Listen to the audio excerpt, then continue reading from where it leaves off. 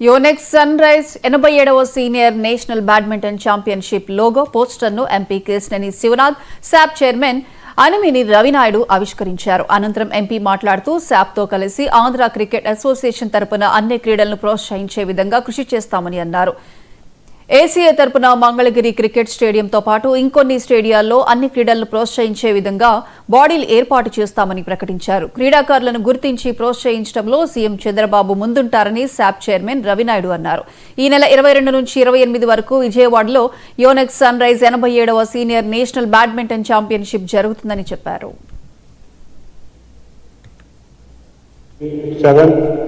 Senior national badminton championship విజయవాడకు తీసుకొచ్చడానికి కృషి చేసిన ప్రతి ఒక్కరికి కూడా ధన్యవాదాలు.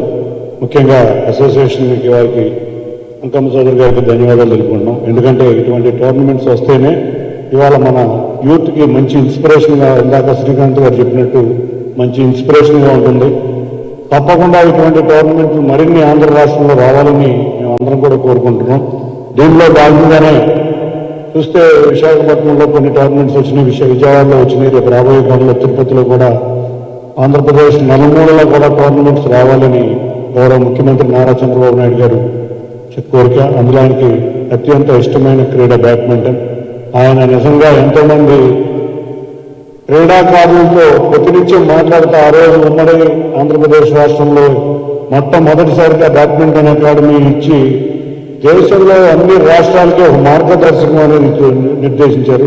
ఎంతోమంది ఇంటర్నేషనల్ జెంట్సే కాదు, ఉమెన్ క్రీడాకారులు కూడా అక్కడి నుంచి సక్సెస్ఫుల్గా వచ్చి బ్రహ్మాండంగా ఆంధ్రప్రదేశ్ యొక్క పతాకం, ఉమ్మడి ఆంధ్రప్రదేశ్ యొక్క పతాకాన్ని వాళ్ళ ఇంటర్నేషనల్గా ఎగరేశారు. ముందుగా వారందరూ ప్రపంచవ్యాప్తంగా ఆదరణ పొందుతున్న క్రీడ. ఆ క్రీడకి మొదటి నుంచి ఉమ్మడి ఆంధ్రప్రదేశ్లో కూడా గౌరవ ముఖ్యమంత్రి నారా చంద్రబాబు నాయుడు గారు అధిక ప్రాధాన్యత ఇచ్చారు.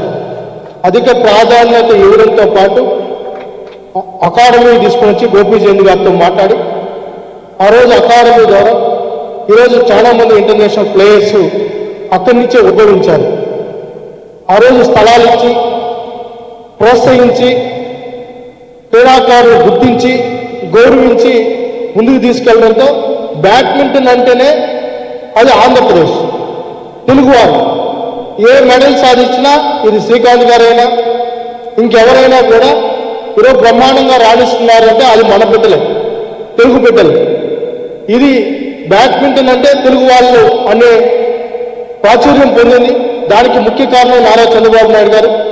విభజిత ఆంధ్రప్రదేశ్లో కూడా బ్యాడ్మింటన్కి అధిక ప్రాధాన్యత ఇవ్వాలనే ఉద్దేశంతో ఆ రోజు క్రీడా వికాస కేంద్రాలు కూడా తీసుకొని వచ్చి ప్రతి క్రీడా వికాస కేంద్రంలో ఖచ్చితంగా బ్యాడ్మింటన్ ఉండాలని చెప్పి 2 కోట్లు పెట్టి ప్రతి నియోజకవర్గంలో క్రీడా వికాస కేంద్రాలకి ఆ రోజు శ్రీకారం చుట్టాం.